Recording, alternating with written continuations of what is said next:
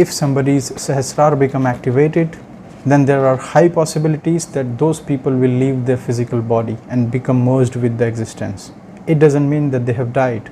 Well, physically they have died, in other people's opinion they have died, but in their experience they have consciously left their body for something which is higher purpose in life.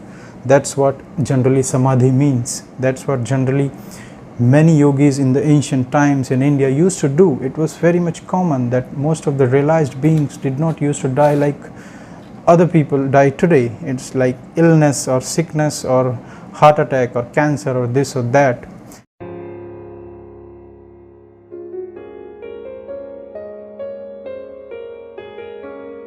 Hello and welcome back to the channel. In this video we'll talk about the 7 chakras.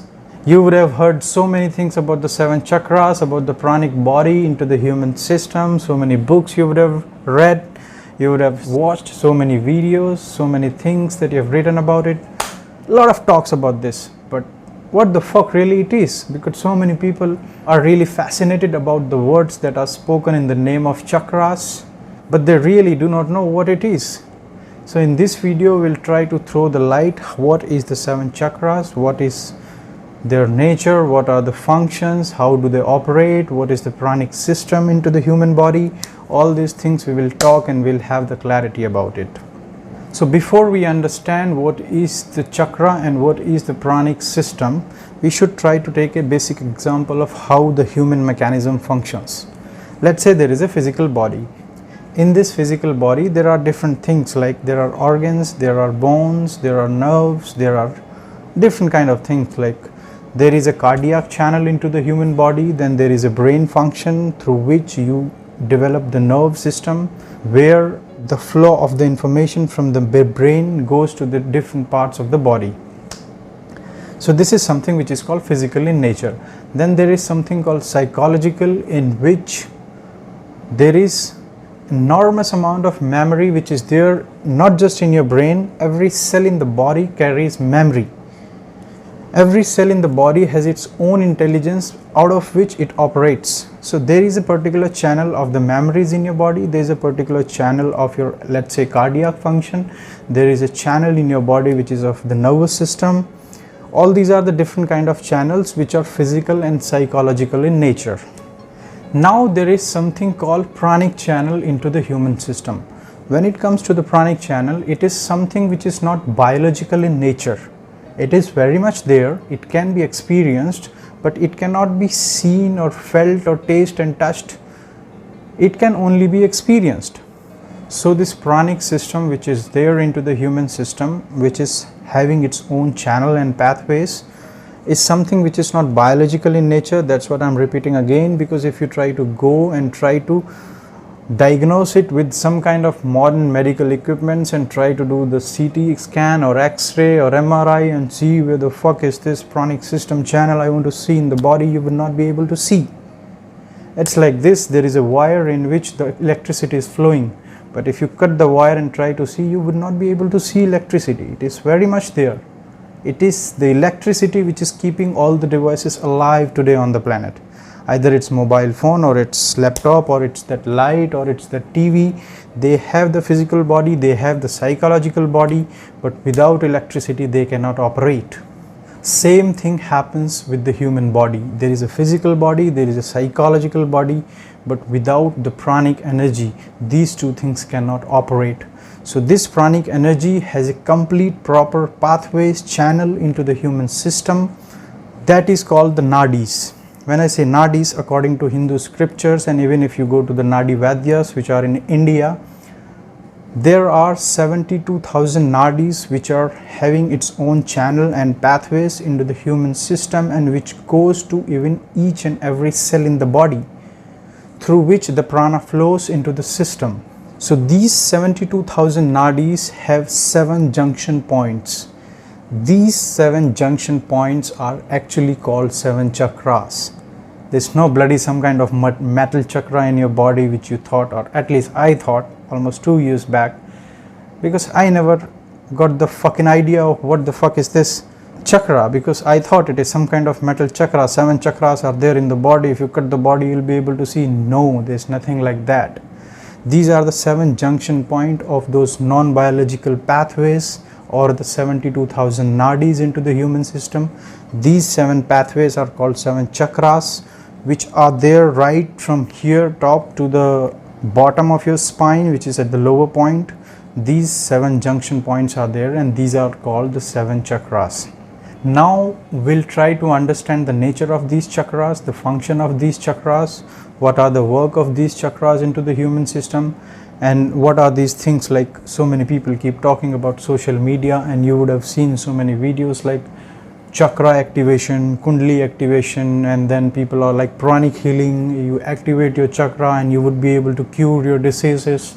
These kind of talks are going on across the world, and especially if you go to the Western countries like America and Europe, it has become a very organized approach today to the people. And fortunately, there are some people who have some basic knowledge of it. They are able to produce results to the people. People are really healing, people are really curing, people are becoming more stable, well-being, happy and joyful. So something definitely it is working into the human system. So we'll know the nature, we'll know the functions, and what are these chakras. The chakra number 1, which is there at the bottom of your spine, close to your anal outlet, between your anal outlet and the urethra, this chakra is called Muladhara.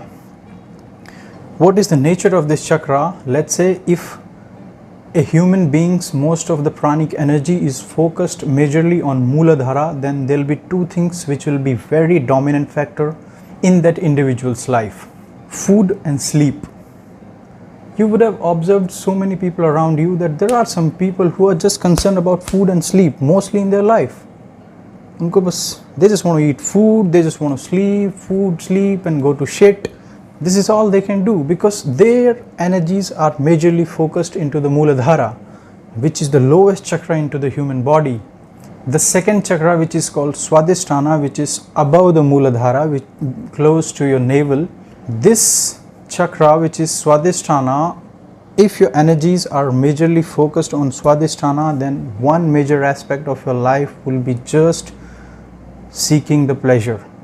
Either you are seeking the pleasure in the sex, or you're seeking the pleasure in the food, or any kind of pleasure that you're seeking in your life, only because your energies are somewhere majorly focused only on Swadhisthana.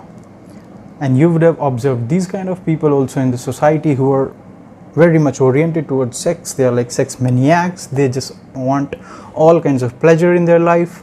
So this is the second chakra. The third chakra, which is there into the human system, is called Manipuraka, which is above Swadhisthana. If your energies are majorly focused in Manipuraka, one thing which will happen in your life and you will see that it will dominate is you will become action oriented in your life. You will become a doer. You will become an achiever. You would have observed so many people around into the society who mostly believe in doing things. They are action takers, they are achievers. They want promotion, they want that car, they want that much of money. People like Elon Musk, people like Jack Ma, people like... They are doers and achievers in the world. They have achieved big things. So that's the nature of the Manipuraka. If your energies are majorly focused in Manipuraka, you will become very much action oriented, and the amount of energy that you will be able to produce in your body will be enormous. One of the classical examples you can see today in the world, I think that person is no more, but Bruce Lee. Bruce Lee was one such kind of person who could somehow use his Manipuraka and could move even the objects which are far away from him. Just by the kick of his finger, he could move the person behind. So it's not possible according to the law of the physics. A big object, if you try to move just by the finger, it is not possible. But if you use your Manipuraka in a different way, you can move the things that never possible in the law of the physics. So that is the nature of the Manipuraka, that is the function of the Manipuraka. If you really want to do something great in your life, especially in the material world and the society, then definitely your energies have to be more focused in Manipuraka. Then only you will be able to become action oriented, action taker, you will become initiator, and you will be able to do great things in life. I would not say they are great things, at least you will be able to do things in life. Whether they are great or not is a different question. The fourth chakra which is there into the human system, which is above your Manipuraka, is called Anahata, which is here at the bottom of your rib cage where it meets. If your energies are majorly focused in Anahata, then what will happen? The nature of your life will generally become emotional.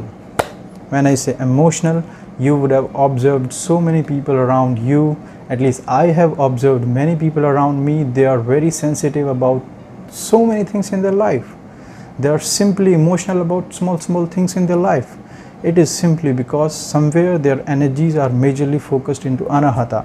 So when I say Anahata, if somebody wants to become really loving, somebody wants to become really compassionate, somebody wants to become really emotional about something, then it is very important that that person's Anahata should be very much active and his energies must be focused there. Now there is a point to understand here. The below three chakras which are there, like Muladhara, Swadhisthana and Manipuraka, these three chakras are physical in nature. When I say physical in nature, I mean they are not physical, but their tendencies that you develop because of these three chakras are majorly concerned about the physical world. Either it is food, or it is sex, or it is sleep, or something that you want to do in the material world is somewhere which will always keep you entangled with the physical world only, or the psychological world only. So if you really want to do something in your life, either it's related to your family, or it's related to your dreams, or it's related to your desires, then it becomes very important. Then you should be very much focused with these three things, because only these three things will make you more active about your life in the physical and psychological world. But the person who's more focused in Anahata, you will see that those people will not be very much entangled with the physical and psychological things, but they'll be emotional about that. It's like this: they'll not be a big doer, they'll not be a big eater, they'll not be a big sleeper, or they'll not be too much of sex maniacs, but they're emotional about the things and the people around them. So they are the people whose energies are more focused into Anahata. Now these four chakras, if you see the nature of the influence of these four chakras, are like you would be able to do something in your life, you would be able to become emotional, you would be able to do things. But if you really want to do something great to the society, something great to the world, something great within yourself, you want to explore and understand the deeper dimensions of who you are, then it is very important that your energies should rise above these four chakras. So the chakra number 5, which is there here at the pit of your throat, is called Vishuddhi. If any person's energies are majorly focused in Vishuddhi, one thing which you will see about those people, their vocal influence on the people will be huge. When I say huge, because this is one chakra which is very rarely found in people in active form. But if you really want to do something big in your life, something influential in your life, where you want to influence millions and billions of people on the planet and want to bring well-being, want to bring revolution on the planet, then it becomes very important that your Vishuddhi should become active. The influence of your vocal clarity, the words that you speak, the words that you say to the world, people should be ready to listen to you. People should understand you, people should follow you. Two of the classical examples today, I would say, in the world I have seen, especially in India, and they have really inspired me, they have really influenced me, and I somewhere admired them. The first one, which is Narendra Modi. If that guy speaks something, people listen, people understand, and people follow. That is the kind of influence that guy's speech has on the people. So many people who would not even able to understand his words, people will not understand what the fuck he's talking, but people will still believe whatever he's saying is right. That is the kind of influence is needed in your vocal communication when you want to do something big on the planet. For that, your energies have to be focused in Vishuddhi.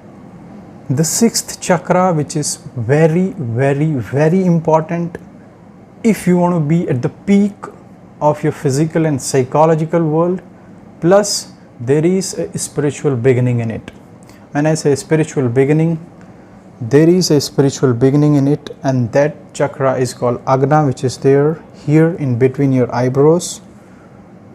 If your energies are focused in this chakra, then one thing which will happen to you as compared to almost all the people, that your vision will become very sharp and clear and accurate. People who are really able to inspire the world, people who are really able to change the world, people who are really able to do the things which can impact to the generations.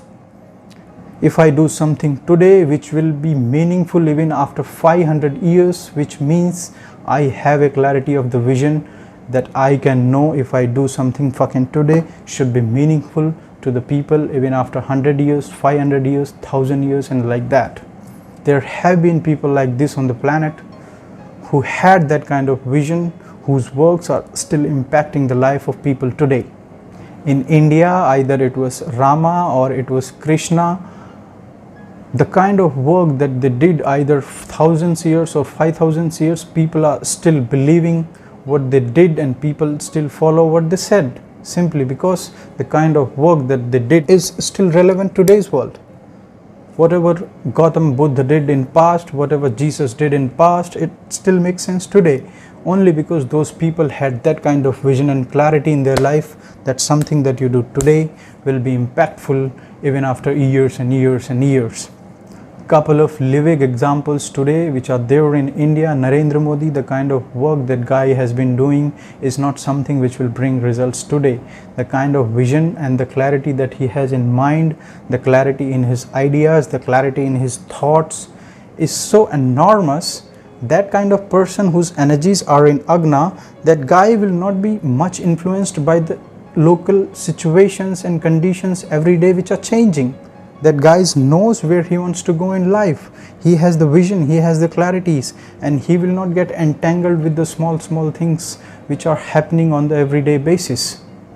So that is the kind of vision and clarity like Narendra Modi, and there are people like, I should not say the name, my favorite.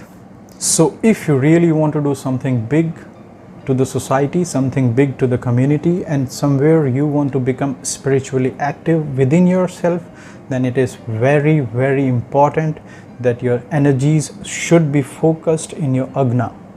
Your vision should become very clear. I'll tell you some practical examples. If you go to Himalayas, there are some yogis.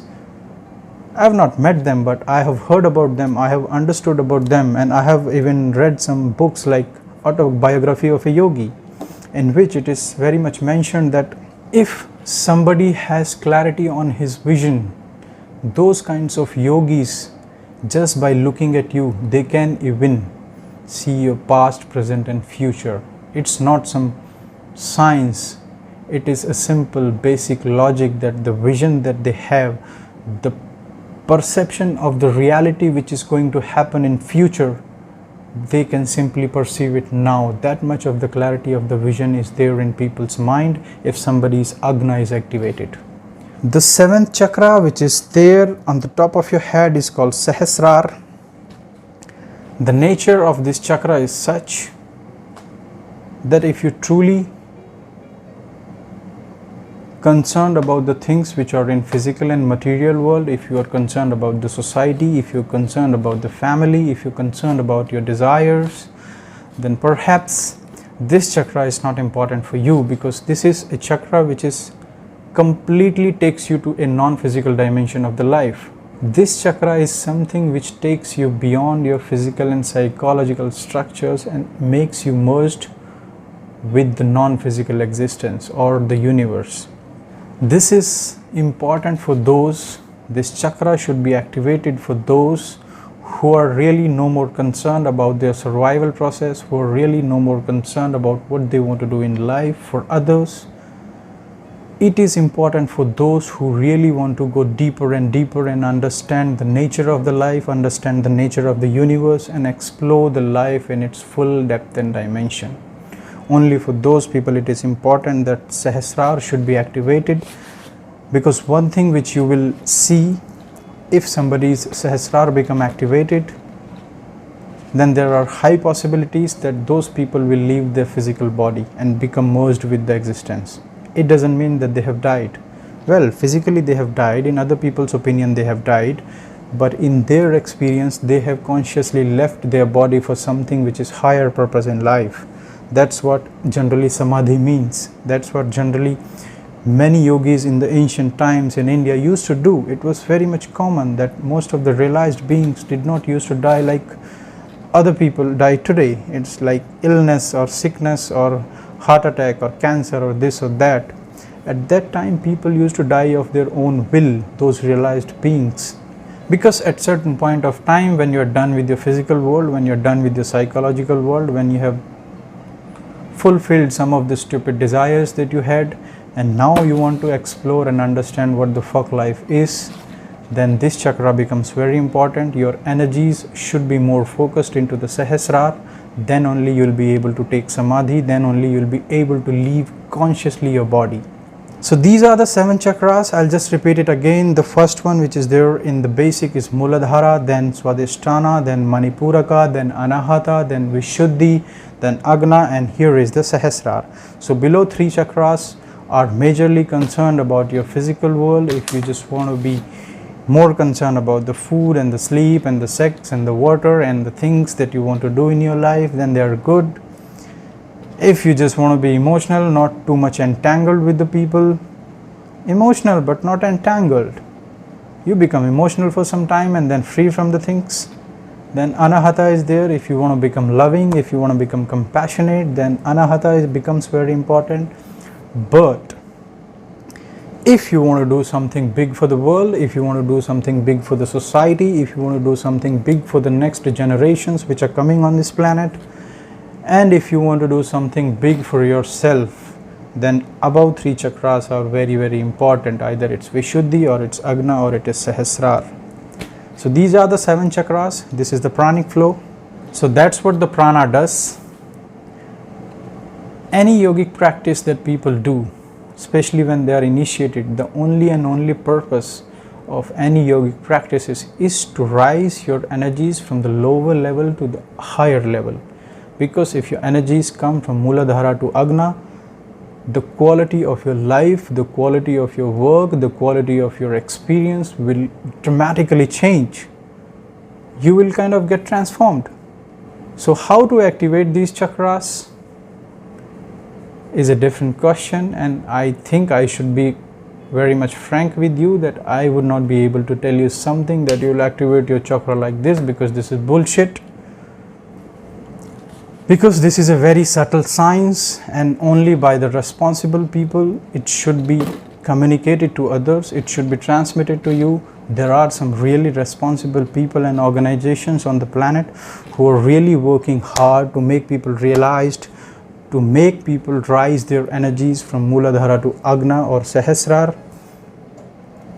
You should follow that. I would not be able to tell you anything that you can do this and that and this and that, because it will just become stupid and I would say ugly to do these kind of things, because this is what most of the people are doing on the social media today. People are talking, come here, I'll activate your Kundalini, I'll activate your chakra in 2 hours, 4 hours, like that. No, all that is bullshit. It takes a responsible behavior, it takes a commitment, and it takes certain sincerity and seriousness within you to explore these things. One of the tools that I use to my energies to rise from Muladhara to Agna, because 2 years back if I go, the only thing which used to matter in my life is the food, sleep, sex, and that's all. Even I was not even a doer. I was a very lazy person. So from there, here I am today. I'm not saying I've done really great things in life, but I know what things have changed within me. So there is a tool which I use, there is a technology which I use, which has been offered to me from Isha Foundation. The name of the tool is called Inner Engineering, in which a person is initiated into a very powerful yogic practice called Shambhavi Mahamudra.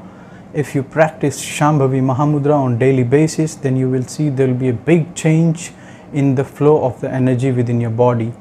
gradually you will see that your identification with the below 3 chakras or with the physical and psychological structures will loosen, and you will go to the higher purpose of life. So that is what has happened to me. I have used the tool inner engineering, I have used the tool Shambhavi Mahamudra, and I would urge you that if you're really serious and sincere and you want to begin somewhere in your life, then you should do inner engineering. It will transform your life like never before. For sure, 100% guarantee.